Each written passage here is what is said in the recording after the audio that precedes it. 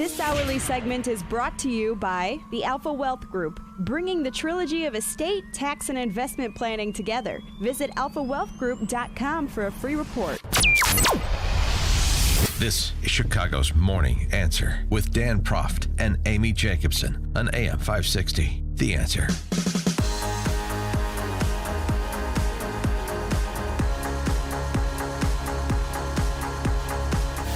Top of the morning, Dan and Amy, and we broke the story earlier in the show, and I don't know if they're going to have time to remove his name from the ballot, but Joe Biden has dropped out of the presidential race. He's running for U.S. Senate in South Carolina. South Carolina, though, was your fireball. You said it, my fire. As the Nevada...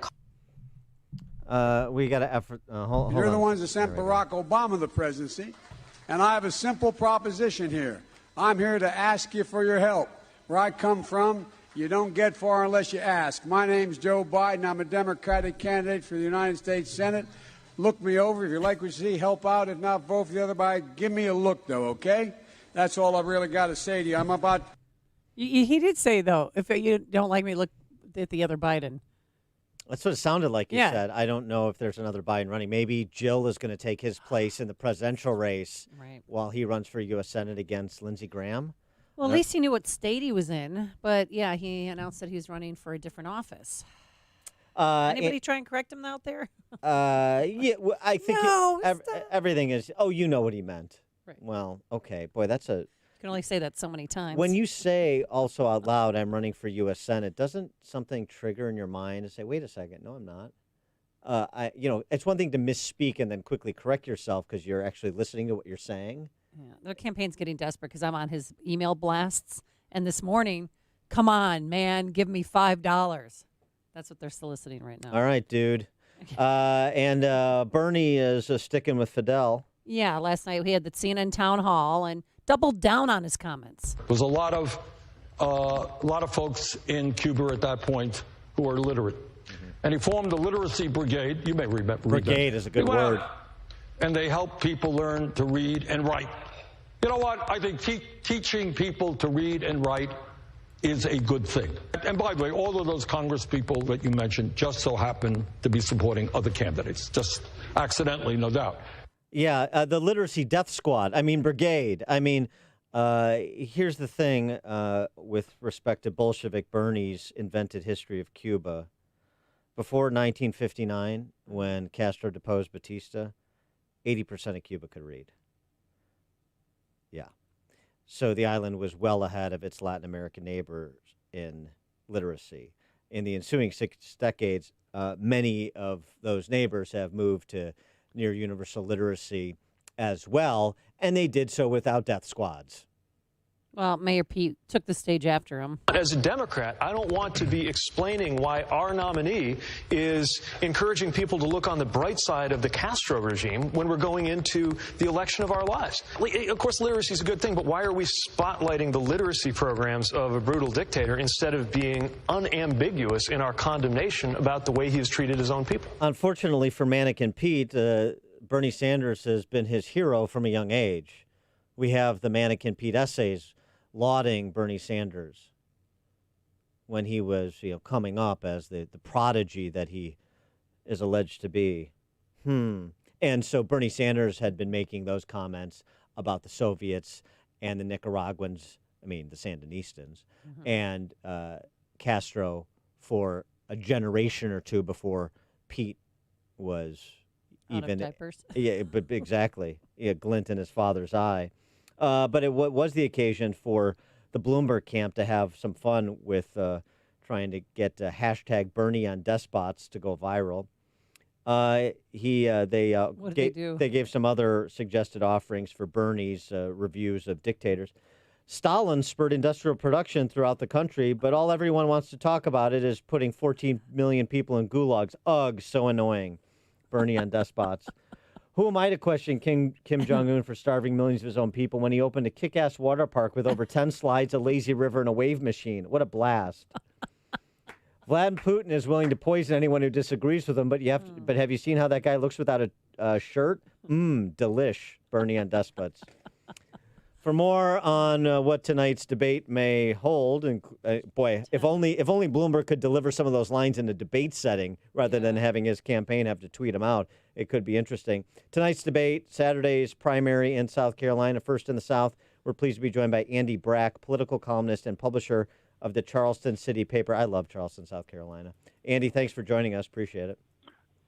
Well, it's 60 degrees here and raining, not 36. Well, I'll tell you what. Okay, there you go, bragging again. Charleston is Charleston, a gorgeous town. That is right under. Well, not today. Well, it's raining right. on CBS and CNN, but Well, that's so you can't have every day, can't be. But that is my other than Naples, where I have a place. If I was going to move somewhere, it'd be Charleston. I love that place. Anyway, I digress. You don't need to know about my future travel I like the plans. softer side of Dan Proft. This is nice. It's just a great city. And it's also the home of Garden and Gun magazine, which I'm a big fan of. Yeah. Really? I know a lot about Garden, Charleston. Garden and Gun, just so you know, Garden and Gun's owner is my partner here at the City Paper. Oh, really? So we're all just incestuous down here, as everybody probably figures anyway. That's great. Okay, good to know. Very good.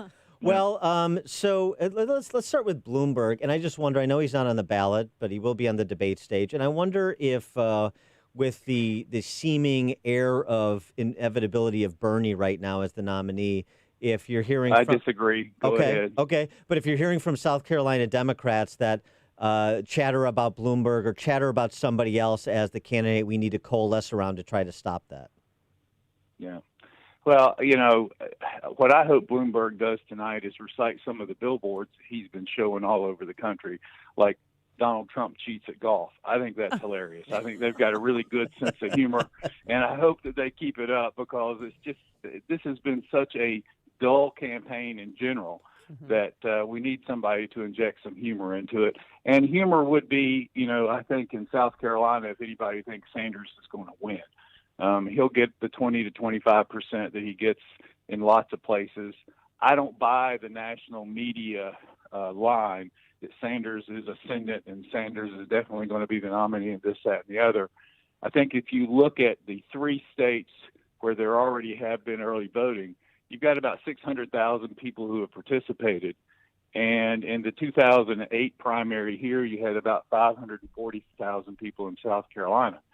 South Carolina is a diverse state that reflects most of the rest of America, and I think that it's going to be a bellwether right before Super Tuesday, and there's not going to be really much more of a chance for the candidates to speak to people before Super Tuesday than tonight's debate. Right. So it's going to be really interesting to see what happens. I don't know if y'all know there's while y'all are poking fun at our Senate candidate, Joe Biden. Yeah, exactly. Yeah. Which, listen, I used to work for a senator. They say that so many times, he's probably just says it in his sleep, too. So he got a little confused. But, there's a new poll out that gives him a little bit more space. It came out yesterday, said he had 36% to Sanders' 21%. And the difference in that poll was that Steyer rocketed down to 8%. So, Steyer has spent $16 million in South Carolina. I mean, you couldn't get away from him on TV for a long time. And I think now that Biden's come into the state and is doing a lot of politicking and he's got his own TV out there, people are kind of evaluating now, do you go with Biden as the moderate? Do you go with Steyer, who's the spoiler? And Sanders just isn't a popular guy here. I mean, you guys got to remember, South Carolina has the lowest unionization rate in the country. So there's not a lot of little socialists running around here in South Carolina. Well, what about the African-American vote? Are they going for Sanders or for Biden? Or for Tom Steyer? I tend to think that they're probably split, but they tend to go more for Biden because Biden has been in South Carolina a lot. A lot of people in Chicago probably don't realize that Joe Biden was the eulogist at the funeral of Republican Strom Thurmond and Democrat Fritz Hollings. I mean, so he's been here a lot of times. He's got a lot of old, good relationships.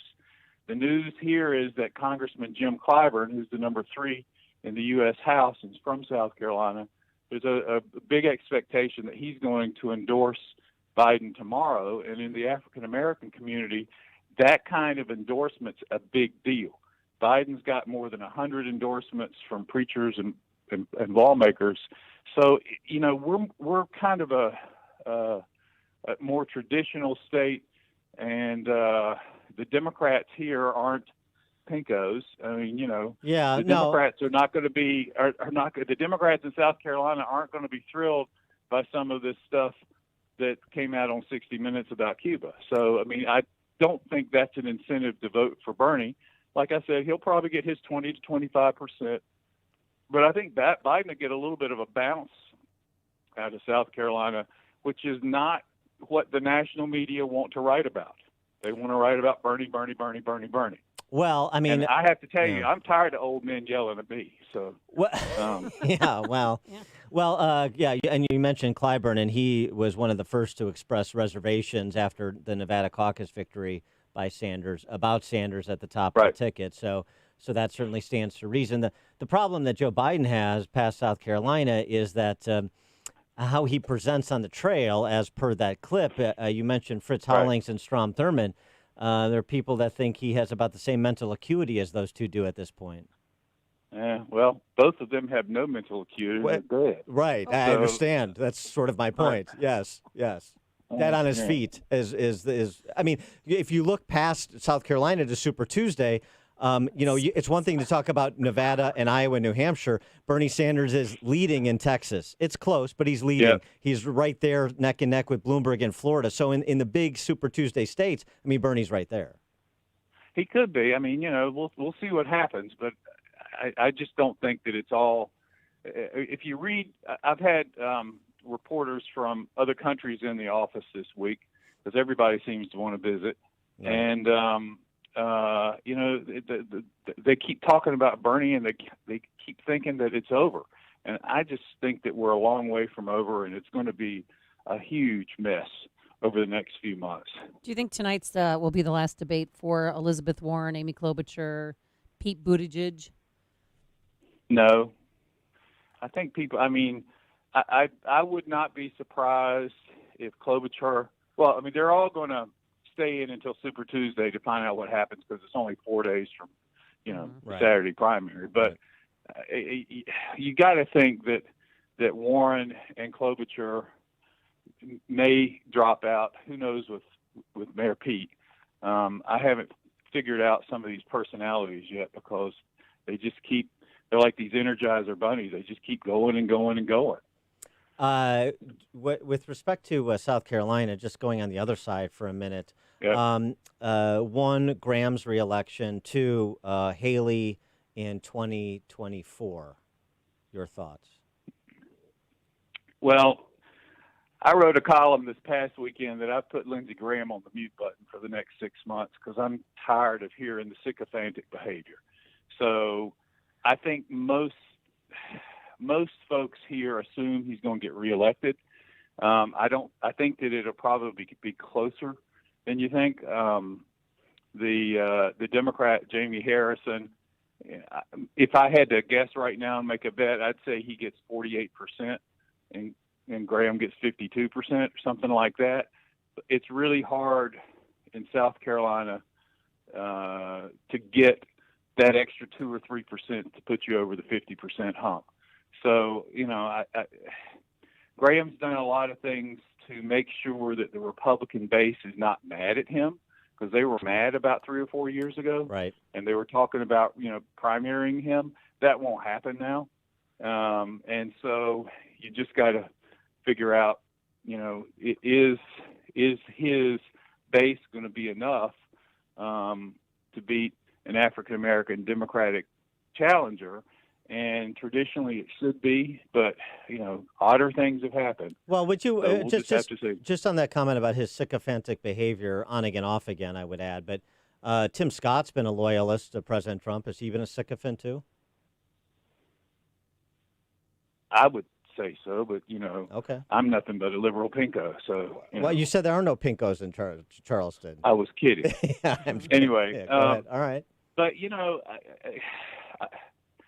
Tim Scott also said in the CBS News last night that Bernie Sanders was Trump's greatest threat. I think that just keeps the party line going. I mean, it's just. But anyway, as far as Nikki Haley goes, she's been awful quiet lately. She put her foot in her mouth a couple of times recently. But we'll just have to see. 2024 is a real long time to be out of public office. Yeah, I agree with that. And out of the collective conscious of the political world. So, she got out of the Trump administration unscathed and with a lot of plaudits and everything. But, it's just a long time to wait. So I don't know.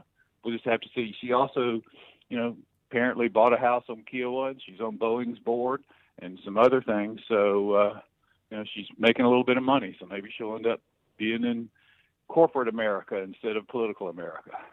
He is Andy Brack. He's political columnist and publisher of the Charleston City paper. And wait, are you also involved in Garden and Gun, or just your partner? No, he's just my partner. Oh, okay. All right. Gosh, that'd be a fun thing to do, wouldn't it? I was going to give you credit for that. Yeah. All right. Very good. No. I'll take it, but I didn't do it. No, I just have an alternative weekly newspaper. Very good. Andy, thanks so much for joining us. Appreciate your time.